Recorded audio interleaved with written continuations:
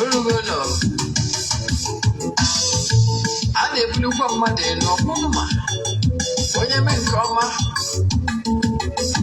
Ebulie ya elu. Si ya jide nke oji na-aga n'ihu. Biko ka anyị gbakọ kịta. Wee bere n'eze a. Eze adịghị adị. Eze-Ana Ugochi Eze-Ana Ugochi tubelu. Nwoke ọma na oraifite. Ị ga-adị.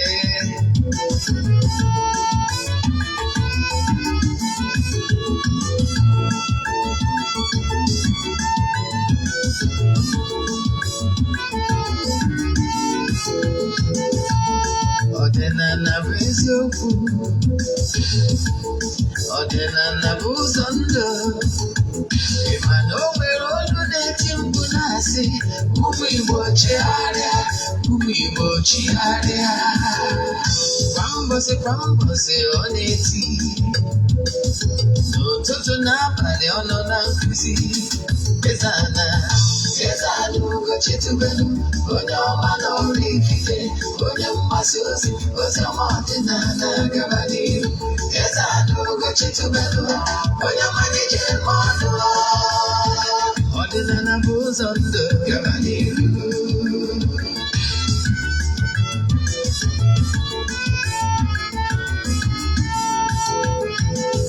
Eze-Ana Ugochi tubelu. Onye ọma na oraifite.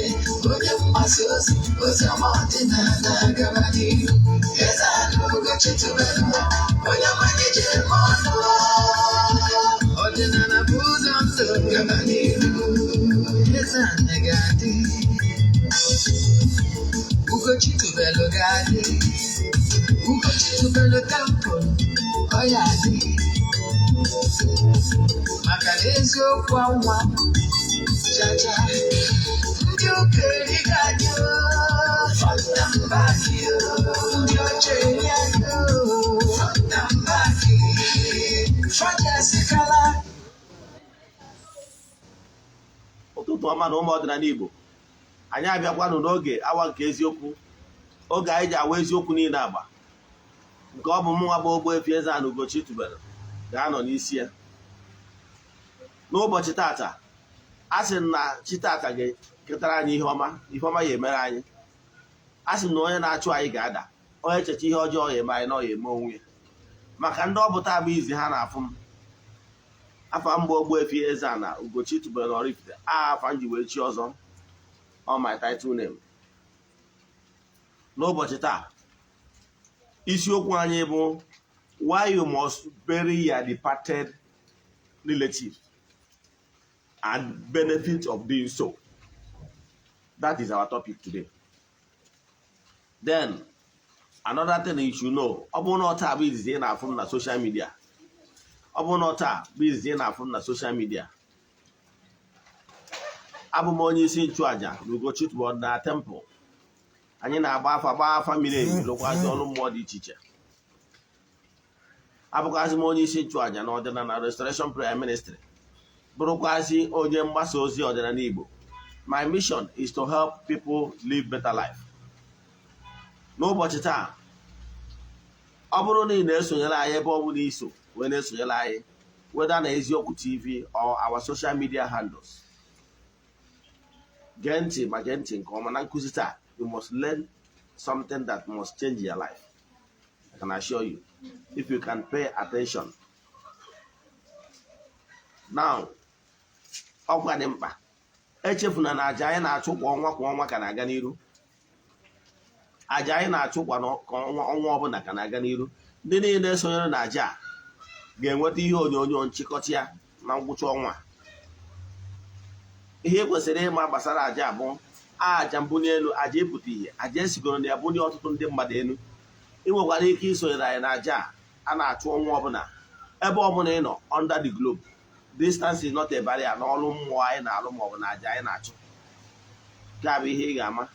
Then nke ọzọ m chọrọ ịkọwalụ gị bụ ọ bụrụ na ị chọrọ isonye na aja, ihe ị ga-eme we forward ya 3 prayer request. You make donation token to the account number. Then ka anyị nwee ike ibuku gị na ndị anyị ga na-achụrụ aja n'isi ha na-ekpe ekpere na-agụ ụfọdụ ekwubi okwu n'aha Chukwu Okike nke pụrụ ime ihe niile kwa ụbọchị kwa ụbọchị. Ọ bụrụ na ị chọrọ isonye na ya, chaatị m na WhatsApp nọmba ị na-afụ na screen na ọ bụrụ na ị na-awọchị na Eziokwu TV. Yes, ị nwere ike ịkpọ ya bụ nọmba ma ọ kwa send ya meseji na WhatsApp na ya bụ nọmba. Nke bụ eziokwu bụ na ọ bụrụ na ịkpọ ya bụ nọmba, ọ bụrụ na m enwere ike ipik my PA will pick it.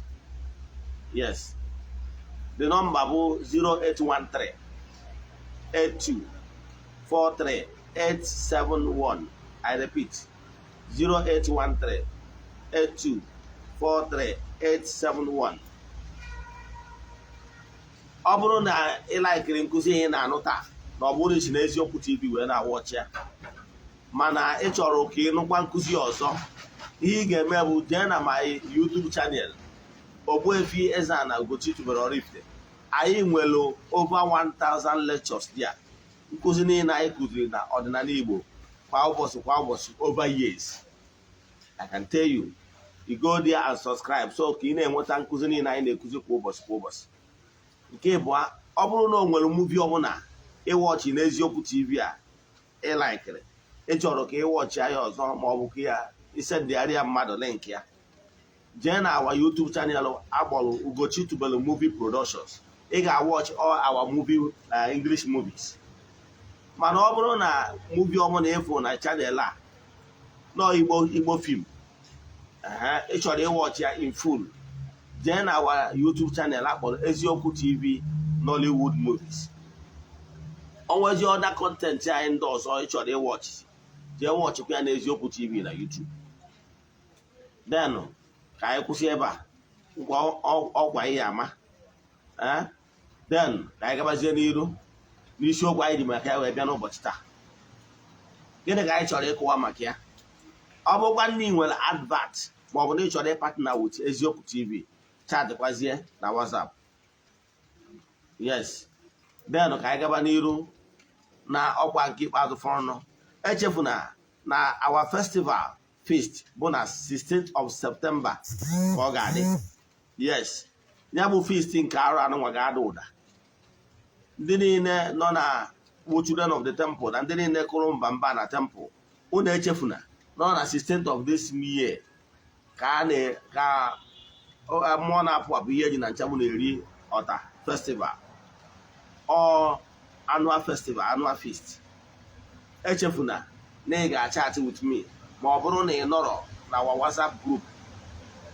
Yes, ị na-use WhatsApp. Adị m ekwu maka ndị a nwere WhatsApp phone, mana na ị na-use WhatsApp, then chat ya m ka add ya na the group. Yes, iwe ike na-enweta update. Ya bụ mmemme nke arụ anụnwa ga-apụ iche maka na Chinaza Ada Igbo ga-anị ya live. Yes, o nwekwara egwu Chinaza Ada Igbo tiri ndị temple maka ụmụ temple. Yes, o tiri maka mmụọ na-apụ apụ ihe ji na-achọ nchanwu, arụsị na-achụ ndị amoosu. Ụbọchị ahụ a ga-erelease ya live. Yes, nke ọzọ si bụ na o nwere ụmụ egwu ndị ọzọ anyị nwere ngalaba na-afụ maka mgbasa ozi ọdịnala Igbo release gasịrị. Ihe anụ ha niile n'ụbọchị anwa. Then onye egwu ọdịnala amakwa amabụ Ijele nwaanyị Ugomma mmiri akụ, ọ ga-anọkwa live na stage. So ọ nnukwu event ka ọ bụ. Ọ bụkwana na ịma abịawu na event ya mana ịbụ child of the temple, try ya ime ihe ị kwesịrị ime ya gazie. Then ka anyị gabazie n'ihu na nkụzi anyị ji bịa. Nkụzi anyị ji bịa n'ụbọchị taata bụ what you must do when your relative passes on. Yes, ihe chọrọ ịkọwara gị bụ na departed souls, spirits, adị anwụ nwụpịa anya. They are still alive in the beyond, great beyond. So mana ana m achọ ịkọwara gị life on earth starts from when you are born and when you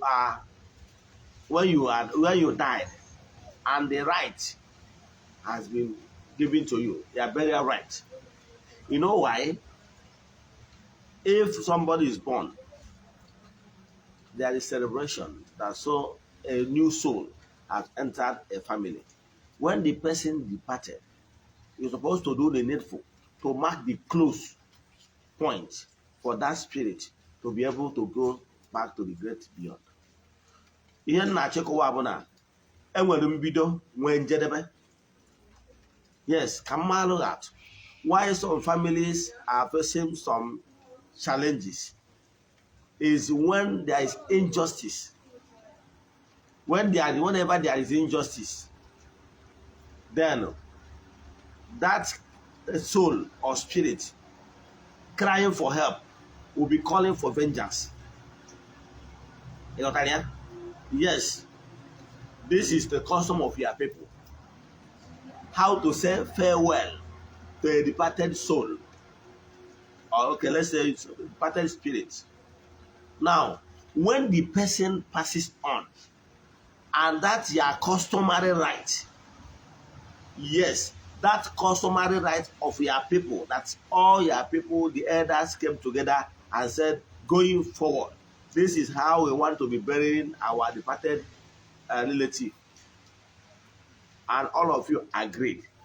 Even if you are not one of the people that made that law, your forefathers did. So therefore, it's binding on you. Yes. So what stopped you from giving that burial? I'm not talking about some people that normally, the one that are doing burial, they are doing forfeit. I'm not talking about that one. I'm talking about the core traditional thing is supposed to do. Yes. Because forfeit and funerals is so huge and expensive. But I'm talking about that right that's supposed to give that person. Why can't you do it?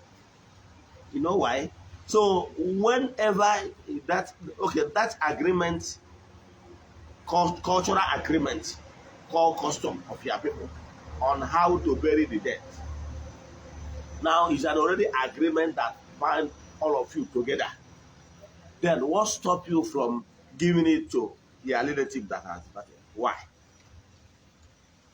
Don't you think that is injustice? Yes. It's one of the corporal work of mercy to bury the dead and to do the needful, to say, Jane Koma, go well. Jane Koma is our Igbo language, what we normally say when somebody passes on after the burial. Go well. Meaning go well. Now, what I'm saying is that when you are saying go well, you do the needful. Yes, you do the needful, what you're supposed to do in order to go well. Now, there is normal burial right that you're supposed to do in order to say go well. In our own custom, I don't know about your own side. In our own custom, that gunshot is so essential. We call it ebazeji. Because in the world, there is a power of sound. The entire universe need to hear of this declaration, that particular thing that I've agreed on and have been fulfilled. Therefore, you seal it with a gunshot. On the side the by, yes. Pay attention, I will explain it to you the way you understand it. What I'm telling you is that whenever act of omission or negligence, you and your family decides not to give a befitting burial to a departed spirit, that is injustice.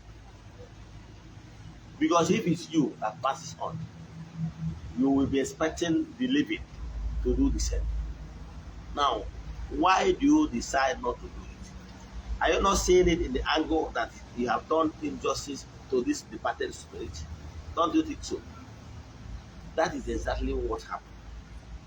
And whenever any injustice is done, that particular spirit will be crying for help in the spiritual realm. You understand? Mgbe ọbụla onye nwụrụ anwụ ekwesịrị ime ihe ekwesịrị ime ka o wee jee na ndokwa, ọ bụrụ na unu emere ya, ọ ga na-enye nsogbu maka na onye ahụ emegide gara inye oke rurie, ga na-erezi red flag na mmụọ na ihe dị etu a na-emere ọrịa. No matter how small, Hear them, oh, this is what agreed upon. Yes. So no matter how small, or how the phone fair, no, or how big, hear them about that particular thing. That small ceremony agreed upon. Do it. So that that spirit will not be in the spiritual realm and be thinking or saying that his people have refused out of negligence or whatever not to do the needful. You understand?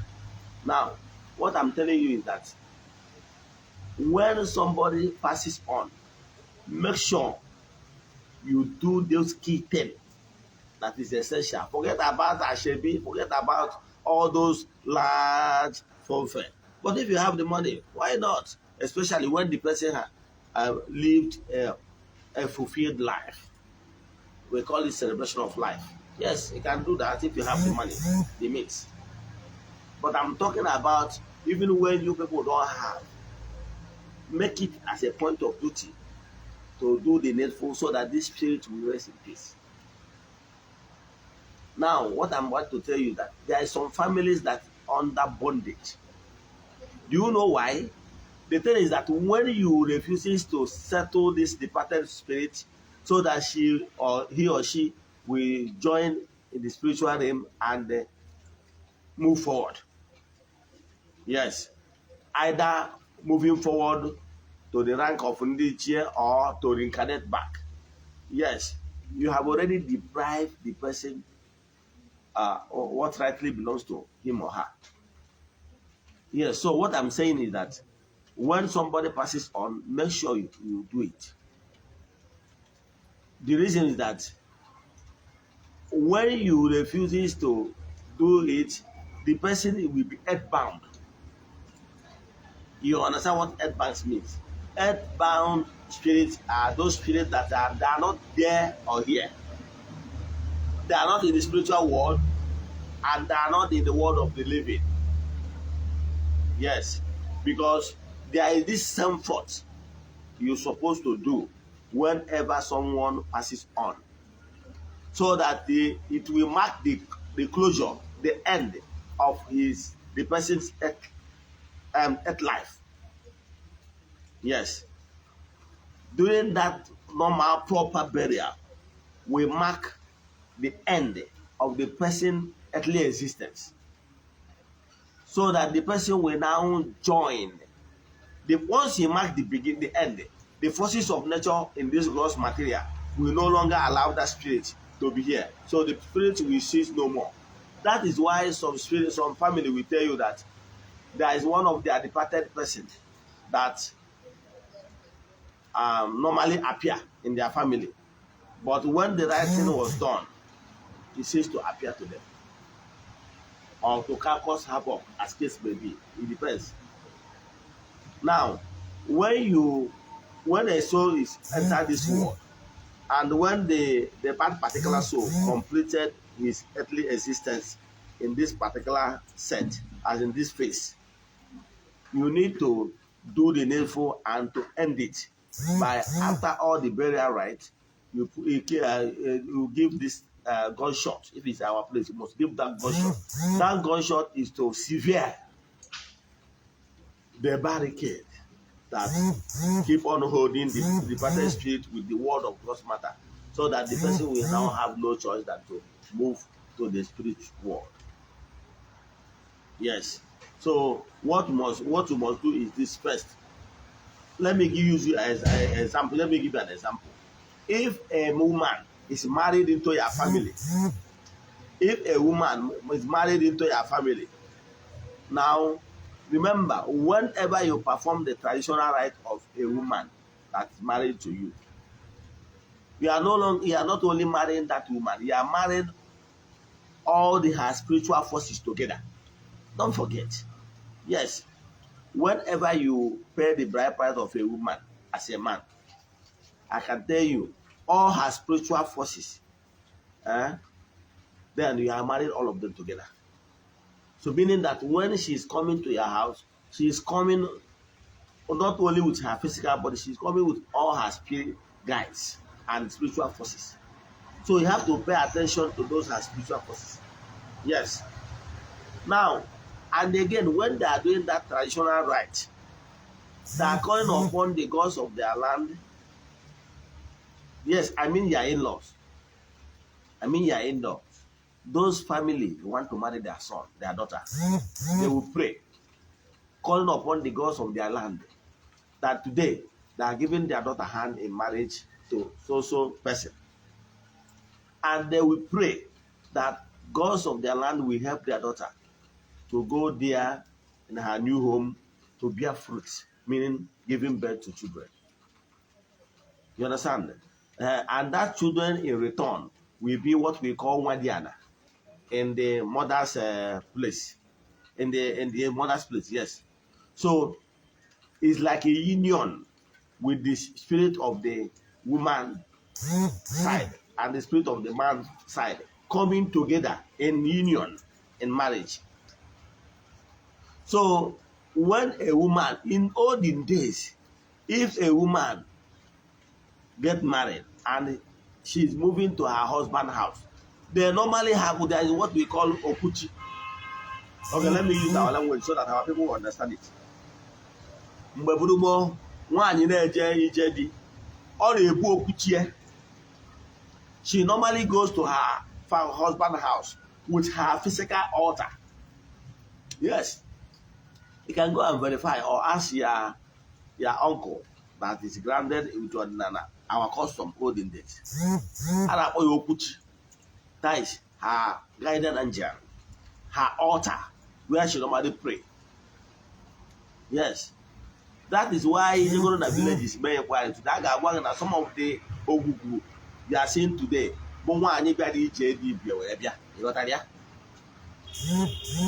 so ha na-abịa with their spiritual forces.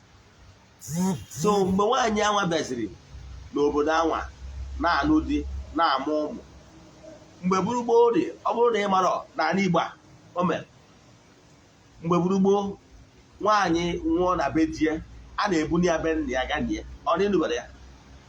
You can go and verify. A na-emebi ya eme before ndị anya na-abịa na be anyị. Nwaanyị bịa ije di, obicha ndị ya nwụọ na be die, a na-ebuni ya be nna ya. Yes, ya na-ebuni ya be nna ya bụ ka ọ nọrọkwa in the midst of her people and ka o wee nwee ike reincarnate ya back to among her people. Ịghọtara ya? Emesizie mgbe ụka bịawasị, wee kwuzie na di na nwunye bụ ofe isi, na ọbara uru isi ka ebunawa physical cups ya na be nna ya, maka n'ihi na ụmụ ọ mụtara na be die nwere ike ịchọkwa ka ya ha mara ebe e nyiri nnefa. Ịghọtara ya? So ihe a na-emezi bụ ọ bụrụ na nwaanyị nwụọ na be die, ife a ga-eme bụ o nwere ihe anyị na-akpọ iko na ngịga. Iko na ngịga abụ na ndị nwe ozu, ndị be nke nwaanyị ha nwa nwe ozu. Ọ bụrụ na nwaanyị kawa agbọghọ nwaanyị ọ mụtabụrụ ndị nụrụ di, ị mara na ọ bịa ọnwụọ, enwere ike ma ewu ma ọkụkọ ma ngịga ma ozomeri akwa ma ihe ndị ọzọ dịgasị na ya a ga-enye ha in exchange. Ịghọtara ya? A na-akpọ ya ngịga a na-eko na-abụ to take back her spirit back to her father's land. Ịghọtara ya? To take back her spirit back to her father's land. Now her physical corpse a ga-enye na be die, but her spirit will be taken back to her father's compound. And I can tell you, in our custom, by the day they are burying the woman at her husband's house, the same burial is still going on in her father's house. Yes. So the father of that particular woman that passes on, and her family members will be in their own family doing the burial. Visitors will be visiting them. Why they will now send some delegates from their clan to their in-laws' house to go and retrieve the spirit of that woman in the sense of bringing Ngega back. So in exchange, the family of that married that woman will give them some items. It differs from town to town. So items like maybe yam, maybe a small goat, maybe, and so on and so on forth. But if that particular woman that passes on is a full-fledged woman in the sense that she have already given birth to grown-up daughters and her daughters have already married, so meaning that the woman has grandchildren, what will happen is that the man that is marrying the first daughter, I'm telling you about what is happening in our own culture, especially Anambra as a whole. Now, the man that is marrying the first daughter of that particular woman that departed, we call it Ada. If you are marrying Ada, you are expected to come to that burial, your in-laws burial, with one cow. Yes. To show that this woman really have already tried and achieved all she's supposed to achieve, have grandchildren. That particular cow that the person that married the Ada came with, then that particular cow, they will still give it back to the woman's relative when they comes for the Iko and Giga of a thing. So after giving them all the materials, they will give them that cow. That cow, they will take it home. Yes. So what I'm telling you is that all this is normal culture. But when the woman, the man, if you are marrying the Ada, but you are so broke, you cannot afford cow.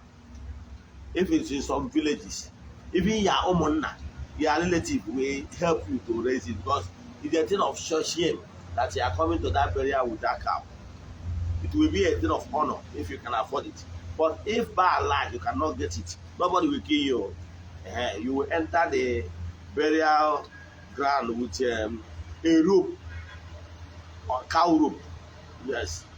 Showing that you're supposed to come with cow, but however you don't have that money. You now put whatever you want to have in the envelope to give them. They will accept it. But everybody will know that your hands are too down. You can't afford it. You are broke. So, but if you come from a family that are wealthy, they will say, brother, we will not follow you in that manner. Let's raise money of that cow money within ourselves. That is just to give that woman a befitting burial, that this woman have stayed in this family and have grandchildren or even great-grandchildren. Okay? Now, what you are doing, but what is important there is that whenever the family of that particular woman is coming to that burial, they normally enter burial around 4. That meaning that they are almost the last batch that normally come for burial, between 4 5, depending where they are coming from.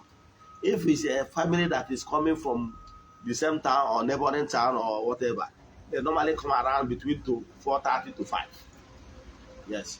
Once they enter, people will be shouting, and yes. So they will come, and some elders will go and meet them to fine-tune some certain things, to arrange all with that the family, the deceased family is supposed to give to them, so that they will go home with.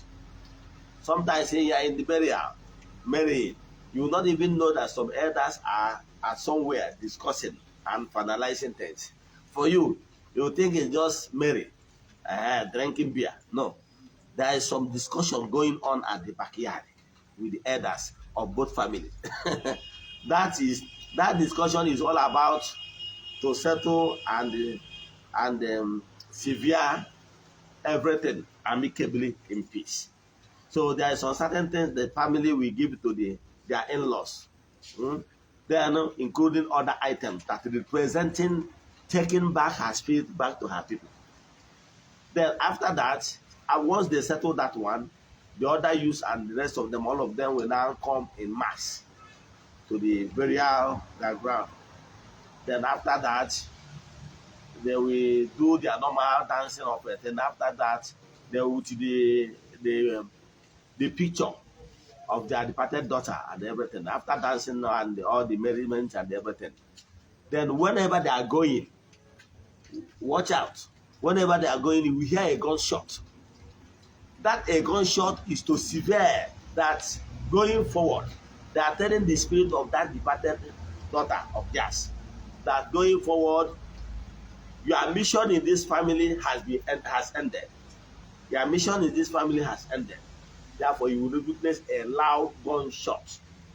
Yes, that loud shot thought is to call off the spirit of that woman that followed her to her husband's house when she was married new.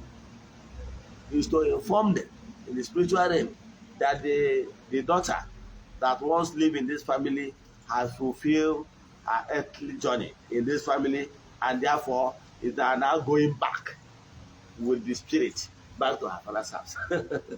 So culture is great, and sometimes you don't know about the meaning of all these things. You go to burial, sometimes you will hear gunshot, you don't understand. You will think that gunshot is not for fun. It has spiritual meaning. And once they're doing that, we see the in-laws, they will be singing and enter their vehicles and go back to go and continue their ceremony in their own place. You understand it? So, and it's a thing of joy to that departed woman's spirit. Now she will brag in the word of the spirit that, yes, my earthly journey has ended. Now she will now move on to the great beyond to face judgment, whether if she's qualified to become an Idichie or to join to reincarnate back. So you must end this one. So whenever you refuses to do it, it means that this woman have not completed her earthly existence. So she can reincarnate. Yes, it meaning that she cannot reincarnate. She not here or there, because in all this world, out of this gross material, her matter is still hanging. He have not been settled. So you can see why some of them will be bitter. That's why some of them will be bitter in the spiritual realm, as in trying to force your family members to remember and do the needful. Some of them will be bringing some certain things to show that they are still restless. You know why? Because they are earthbound. They are still in this gross material. They have not moved on. You understand? So for you to say, go well, farewell, do the needful, and so that as you are lowering the cups on the ground, then what of the spirit? So when you do the needful and that gunshot is performed, that's right, then she will now finally go well, both the physical and spiritual wise. But if we are accustomed, you people don't use gunshot, there must be some kind of pronouncement. Yes, maybe by elders, that going forward, your mission in this family has ended. So if your people are using word of mouth, it's still in order. You understand? The most important thing is to abide by the culture of your people. But I can tell you, there must be a way your people end the mission and tell the departed spirit, go well. We have done what we're supposed to do for you here on earth and for you to face the spiritual journey. So don't deny anybody. If there is anybody you grew up and you were told that no, well, someone that once lived in your family that maybe, especially when the particular woman married into a family don't have any child. Sometimes when that particular woman, the husband that married her is late, then the uncles that are supposed to bury this childless woman, they are not interested. And they will be more interested in grabbing their land. So it brings brulala in the family, because that particular woman, you want to inherit her property. Did you bury her? That is question. So whenever such a thing comes in Afa, try to do the needful. Yes, someone will ndị bụ na nke fa bụ na ọ bịara n'afa ọ bịara ọbụna na emere ihe kwesịrị ime. Ọ bụrụ so na nwaanyị anụrụ anụ, ọ na-emekwa na nwaada, ma ọ bụ na o nwere onye ọbụla, ma nwaanyị onye ọbụla, ọgwụ nwaanyị anụtara anụta ma na-emewuri ya, ma ọ bụ na akwara ya akwa, mee ihe dị na ya. Etu esi eme ya bụ, ọ bụrụ nke togoro nnukwu aka, your family will send delegates yes, to go and meet that particular family. Yes. On one guy, I know Monday, it's on the delegates, for their best not that woman. I ain't what one of the person, a family down. Or was I know that woman near discourse war. Kenya, I date by Gabia, Omonam, Adameja Bife, Kanyabo, Papu Jaboku, Wapanduan. So it was a make we have. I get one family hour, see, because now one no one more 1 year, 2 years, 2 apara, no get to a more warm mụtara mana nwa ya elugo of age ụmụ nwa eji nwatakịrị na-eluo ma na ọnwụzie na ya akwụ ya mana ọ bụrụ na nwatakịrị a mụrụ n'ụlọ ọgwụ taa ọnwụọ taa maọbụ nwa echi nke ahụ eso yes mana ọ bụrụ na nwatakịrị akpọtago na ngwuru ọzọ ụkwụ na ya bụ ngwuru bie na ya bụ ngwuru then 20 of age ma na ya emeri eberi ya then otu aka ihe anyị kwuru anyị emeri ya so ihe ị ga-emeri dịwaje fụ ndị nke ya ndị wụ relative that particular soul anwa then gị na ha arrange ha agwa gị etu a ga-esi mezie ka udo obi dị agbapụ egbe then ọ bụkwa nnọọ ihe tegoro ezigbote aka and the faces niile ma the person anọrọsi ọ bụrụ ihe anyị eje memezie dị biri invitation meme canopy no etu esi emezi nke anyị kpọọ the family ha agwa gị the important things e nidiri ime ọ dị erika ha dị erizi ego yes important things e nidiri ime emesịa ya then agbapụ egbe mee nke that's entity ihe dị mkpa the spirit chọrọ ka ikwu ya na ibie nọrịa ewee kwubi okwu like nke anyị ga-eje na abụ nwatakịrị nwaanyị bịara ije dị kpọ wee bịa na family nwatakịrị nwaanyị bịara ije dị mụtara mana emesizie nwaanyị ahụ nwụọ emesịa nwa ya ahụ anwụkwa so ndị ọ dịziri akwọrọ datụ nwatakịrị anwa fada akpọrọkwu nwaanyị a mana emeghị ihe kwa nwaanyị anwa ọfọ nwa ya so nwa ya ka a na-eje ije na ọ bụrụ na ndị nna ya ochie ụtachikwucha ekwekọrịta ụbọchị ahụ abịa ndị nna ya ochie ga-anọ ndị be nna ya nọrọ eme the burial right gbapụ egbe ka mkpụrụ obi ya nwatakịrị na-ruo n'udo ka ọ gharazie ịda agba ọbọ na-akwụwara ya n'ịtọ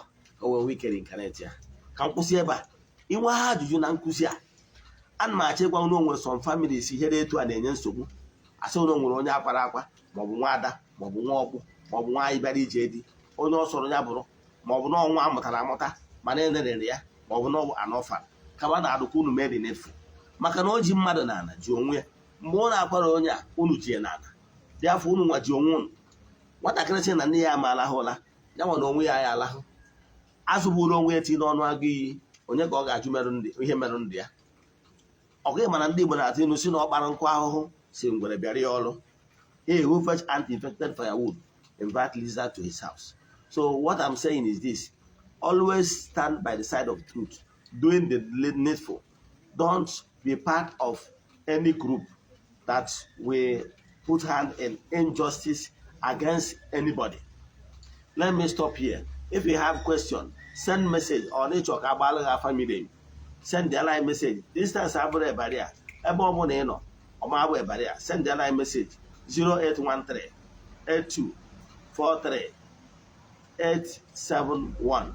I repeat 0813 82 43 871. N'aha Chukwu Okike nke pụrụ ime ihe niile onye ike niile si n'aka ya bịa ekwuo m okwu ngozi n'isi nwoke n'isi nwaanyị n'isi ndị niile sonyela anyị n'oge awa nke eziokwu ọ kachasị n'isi ndị children of the temple ya n'isi ndị friends of the temple ya nakwazi n'isi ndị niile anyị na-achụ àjà na-aga ọfọ n'isi ha n'ọnwa Ọgọstụ a sị na ọmaka ga-emere ụnụ na-echetakwazị ndị niile ihe anyị na-eme na-amasị ndị na-agwa ndị mmadụ gbasara eziokwu TV na ndị na-eshi awa links na soshal midia n'aha Chukwu Okike nke pụrụ ime ihe niile a sị nke ọmaka meela ụnụ a sị na ụnụ ga-adị ka echi maka na echi adị agwụ agwụ a sị m na onye na-achụ ụnụ ga-ada onye ụnụ na-achụkwazị ga-ada na onye echecha ihe ọjọọ ya eme gị na ọ ga-eme onwe ya na akakaka anya ama ụnụ na jijiji anya ama ụnụ na ilo na-asị na-egwu ana na ọfọ na ogwu na-enwe mkpochi n'aha Chukwu Okike nke pụrụ ime ihe niile a sị nke amara na ọrụ ebube detị n'aka Chukwu Okike ụlọ ụnụ niile ụbọchị taa ya gazie. Ndị enyi m metara onwe m ndị YouTubers na ndị Facebook ọ bụrụkwa na ị chọrọ inweta m direct ị nwekwara ike ịkpọkwa nọmba m nke ọzọ nke anyị ma 08057837672 08057837672 ka ọ dị emesịa nụ ka ọ dị n'echi n'oge awa nke eziokwu. Daalụ nụ.